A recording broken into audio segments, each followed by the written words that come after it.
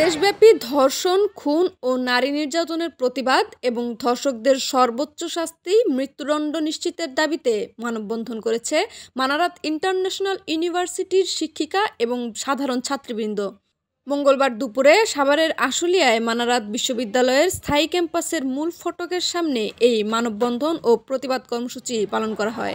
আমাদের মানববন্ধনটা হলো সেই সমস্ত হ্যারাসমেন্ট এবং সেই সমস্ত ধর্ষিতা নারীদের জন্য যারা কোনো জাস্টিস পায় নাই, যারা প্রতিনিয়ত তাদের কর্মক্ষেত্রে তাদের পড়াশোনার জায়গায় না জানি কতভাবে হ্যারাসমেন্ট। সুতরাং এই যে ছোটোখাটো হ্যারাসমেন্টগুলো আমাদের সাথে প্রতিনিয়ত হয়ে যাচ্ছে, এই প্রতিনিয়ত হওয়া হ্যারাসমেন্টগুলোর যাতে আর না হয় এর জন্য একটা তড়িৎ সিদ্ধান্ত নিতে হবে। সঠিকভাবে বিচারের অভাবে এটা ক্রমশভাবে বাড়ছে, কিন্তু এটাকে আর বাড়াতে যাবে না। এখন উপযুক্ত সময় এটাকে আমরাকে থামাতে হবে। শুধু রিমান্ডের না, এটাকে একদম চূড়ান্ত শাস্তি হিসেবে আমরা মৃত্যুদণ্ড চাই। দেশের যারা এখন আইন শৃঙ্খলা বলেন কিংবা দায়িত্বে আছেন তাদের সবার প্রতি একটি আহ্বান যে আপনি প্রতিশ্রুতি দিচ্ছেন 90 দিনের মধ্যে ধর্ষণের বিচার করবেন। এই প্রতিশ্রুতিগুলো আসলে আমরা অনেক বছর ধরে শুনে আসছি।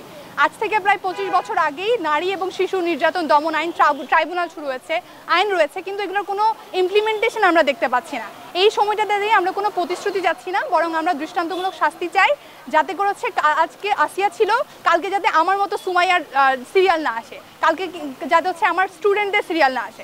আমরা মনে করি বৈষম্যহীন একটা সমাজ প্রতিষ্ঠা করতে গেলে আমাদের নারীদেরকে এবং কন্যা শিশুদের নিরাপত্তা দরকার, এবং আমি মনে করি এই নিরাপত্তা আমরা শুধু সচেতন হলেই হবে না, সেই সাথে আইন প্রয়োগের ব্যবস্থাটাও সরকারকে মাথায় রাখতে হবে। নারীদের প্রকৃত অবস্থা, নারীদের ওপর যে চলমান সহিংসতা, সেগুলোকে অ্যাড্রেস করতে গণমাধ্যম একটি দায়িত্বশীল ভূমিকা পালন করবে।